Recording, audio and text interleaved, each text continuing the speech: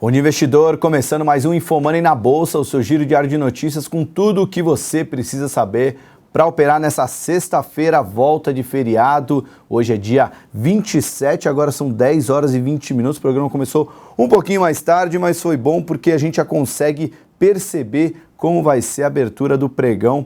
Um pregão que já começou muito movimentado nesse dia 27 de maio, volta de feriado. Isso porque ontem os ADRs brasileiros subiram. Então a gente esperava já um movimento positivo na abertura do pregão e saiu o PIB dos Estados Unidos às 9h30, indicando um resultado levemente abaixo do esperado, o que poderia sinalizar que o Fed não iria subir juros e até a Bolsa, o contrato futuro do Ibovespa ganhou força a partir das 9h30, né, batendo a máxima do dia por volta das 9h37. Só que das 9h37 às 9h50 o mercado simplesmente zerou os ganhos, o dólar ganhou força, e o investidor deve ter ficado sem entender o que aconteceu. De fato, o mercado voltou a se posicionar no campo positivo, mas não tão forte como estava no começo do Ibovespa futuro, né? Nesse momento, 10 horas e 21 minutos, a gente tem Ibovespa subindo apenas 0,27% a 49.614 pontos. O contrato futuro do índice está praticamente estável, alta de 0,04 a 49.880. Já o dólar futuro deu uma bela estiringada, agora está subindo 1,14, 3,627. O dólar ganhando força, a bolsa perdendo força, ou seja, o Fed não trouxe aquela sinalização, o PIB dos Estados Unidos não trouxe aquela sinalização tão boa para o investidor. Lembrando que hoje, 2h15 da tarde, horário de Brasília, a Janet Yellen, aquela simpática presidente do Federal Reserve, vai falar, e apesar do rosto angelical daquela senhora, a gente pode ter notícias não muito favoráveis para o mercado financeiro, isso se ela sinalizar que a alta de juros deve vir mais rapidamente. Isso vem em linha com a preocupação da economia global, né? O crescimento da economia como um todo. A gente viu na quarta-feira, antes de ir para o feriado, relatórios de agências de risco falando sobre os riscos tanto do Brasil como da economia global. Até a China teve uma elevação na projeção de crescimento, mas Estados Unidos e Europa em geral tiveram um corte. E também hoje, né, saiu a notícia que o G7, o grupo dos 7 países mais industrializados do mundo, estão mostrando preocupação com a economia global e reforçando a necessidade de uma ação conjunta para trazer a economia do planeta inteiro de volta ao campo do crescimento, né? Ainda de noticiário hoje, vale a pena destacar, além do discurso da Yellen, que a gente vai ter 12h15, a notícia aqui no Brasil do mais um vazamento de áudios, né? Agora, dessa vez, foram reveladas conversas entre o ex-presidente da Transpetro com os senadores Romero Jucá, Renan Calheiros e agora também com José Sarney. O cerco está se fechando cada vez mais ao partido, o PMDB, o que está trazendo um pouquinho de risco. Um pouquinho não, né? A gente já está vendo esse risco aumentar cada vez mais a estabilidade política do governo Temer, né? Então, até um noticiário que saiu nesse feriado é que o Temer está cada vez mais querendo avançar na votação para se a Dilma vai continuar ou não, para que aconteça o quanto antes que qualquer novidade que a Lava Jato venha trazer possa frustrar os planos do novo governo, né? Mas o fato é que a Lava Jato foi citada em várias dessas gravações, fica aquela sinalização de será que mudaram o governo só para barrar a Lava Jato? A interpretação que alguns estão tendo é que se era para ser isso, o tiro saiu pela culatra, porque expor tudo isso ao público só vai deixar ainda mais evidente a importância da Lava Jato se manter íntegra e buscando cada vez mais coibir qualquer tipo de corrupção, qualquer tipo de roubalheira que pode acontecer, já que qualquer passo atrás da Lava Jato vai mostrar que, de fato, essa mudança de governo veio com esse intuito. Então, acredito nessa... pelo menos essa percepção um pouquinho mais otimista, eu também acredito nisso, que a Lava Jato não deve recuar por causa desses vazamentos. Mas vale a pena ficar de olho, investidor estrangeiro precisa de uma certeza para colocar o dinheiro aqui. Até uma entrevista que a gente publicou hoje, nessa manhã, entrevista que veio do Estadão, sócio de uma consultoria americana, falando que o investidor estrangeiro quer ter a convicção de que vamos ter reformas, a convicção de que só vamos ter eleições até em 2018, de que as coisas vão continuar, vamos ter uma certa previsibilidade, né? Só isso vai trazer um investidor mais gabaritado, aquele que responde por metade do volume negociado na Bolsa, aqui para o mercado brasileiro. Bom, sem mais delongas, o noticiário doméstico ficou em conta da vazamento das conversas. Lá fora a gente vai ter que esperar a Janet Yellen. Então, enquanto isso, a gente pode acompanhar o petróleo, que ontem superou $50 pela primeira vez em 7, 8 meses, mas hoje já volta a cair, estamos perto dos $49. Já o minério subiu mais de 3%, o minério de Qingdao cotado a $51. Então, isso aí pode, aliás, está ajudando o movimento positivo da Vale nesse pregão. Vamos dar aquela olhada em quais ações que estão subindo ou caindo, né? Que fica mais fácil a gente perceber como está o pregão hoje. Agora a Bolsa está subindo 0,47% a 49.715 pontos, zerando as perdas da semana, estamos praticamente estável na semana, agora está queda de 0,02%. No ano ainda temos alta de 14,7%, mas no mês queda de 7,8%.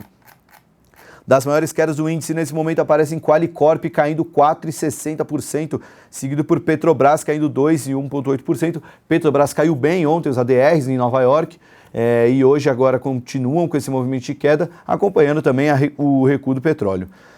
Logo depois aparece MRV e Cyrela caindo na faixa de 1%, aí são quedas um pouco mais modestas, mas a queda de fato é a Qualicorp, que já subiu muito nesse mês, uma das maiores altas no mês, e Petrobras agora caindo 2%.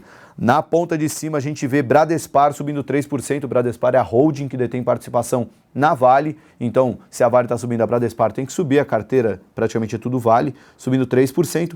Vem logo atrás Telefônica Brasil, JBS subindo mais de 2%, Copel, TIM, Semig, Suzano subindo entre 2% e 1,8%. Fibra também aparece subindo. De Suzano temos uma notícia importante. A segunda maior produtora mundial de celulose de eucalipto e a Eldorado Brasil vão elevar em $30 a tonelada o preço da matéria-prima vendida nos 3 mercados mundiais de referência, que é Ásia, Europa e América do Norte. Isso vai ser a partir do dia 1º de junho.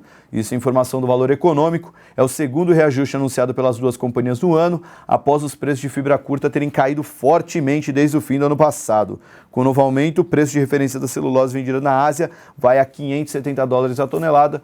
Reajuste de preço, boa notícia para Suzano. Alta do dólar, boa notícia para Suzano. Então o papel tem que subir mesmo hoje. Fibra também subindo bem. Aliás, falando de fibra, já vou mandar agora no chat para vocês a matéria que eu prometi desde antes do feriado. A gente publicou só hoje pela enxurrada de notícias, mas a matéria ficou bem legal, o relatório do BTG Pactual. A gente vai mandar aí agora no chat. O novo BNDES pode movimentar $51 bilhões e afetar 30 ações na Bolsa. A gente fez a lista das mais impactadas. Basicamente, mostrando que uma eventual...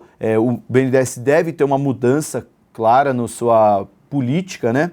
Isso pode trazer uma venda de uma parcela ou de uma participação total nas ações que ele detém, nas empresas que ele detém participação, e as que têm ações na Bolsa podem vir a ser bem impactadas.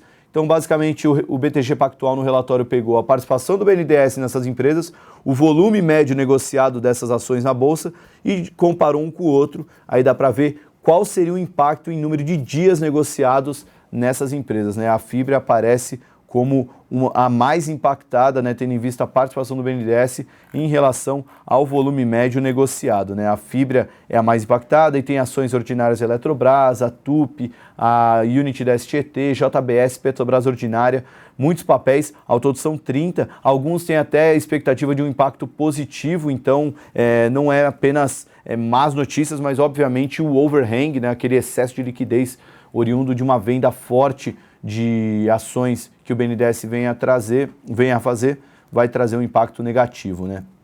Isso a gente está vendo, por exemplo, com o Banco do Brasil. O Fundo Soberano, caso venha a ser extinto, ele tem 2 bilhões de Banco do Brasil na carteira, deve impactar, obviamente, no mercado, já que vai vir uma pressão muito forte de venda. Bom, ainda de noticiário, vamos lá, temos muitas notícias aqui, vou pegar as principais. Sobre Vale, que está subindo já no pregão de hoje, acompanhando o minério.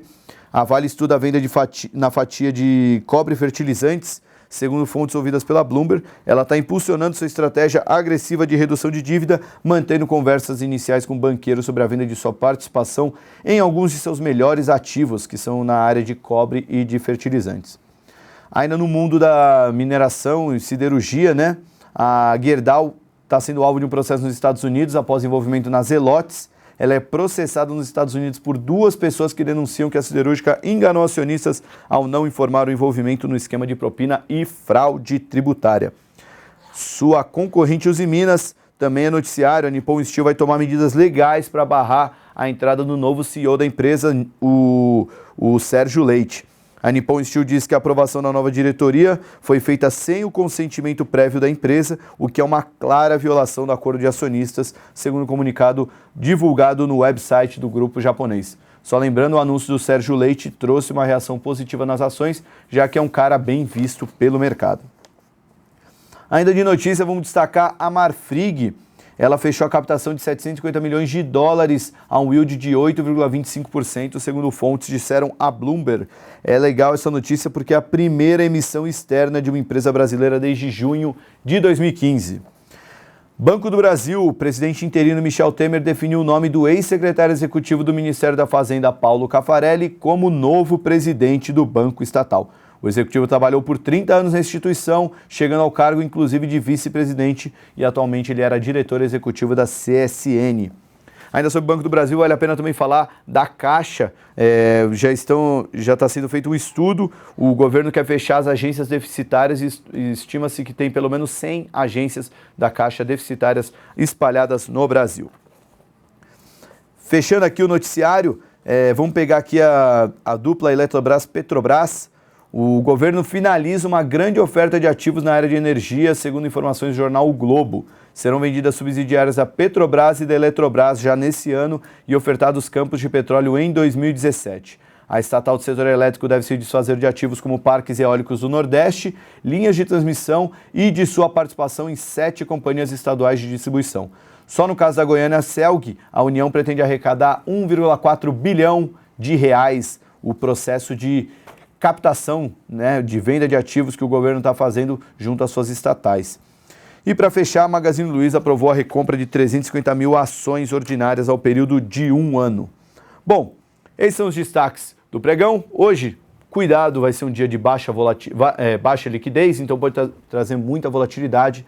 2h15, todo mundo atento ao que a Janet Yellen vai falar, pode trazer a sinalização do que vai acontecer com a taxa de juros nos Estados Unidos. E assim que a Bolsa fechar, eu espero vocês no Visão Técnica. Estou com muita saudade de fazer esse programa. Hoje, 5 horas ao vivo aqui na Infomoney, mostrando como foi a semana e como vai ser a semana que vem no mercado. Tudo isso em cima da análise dos gráficos.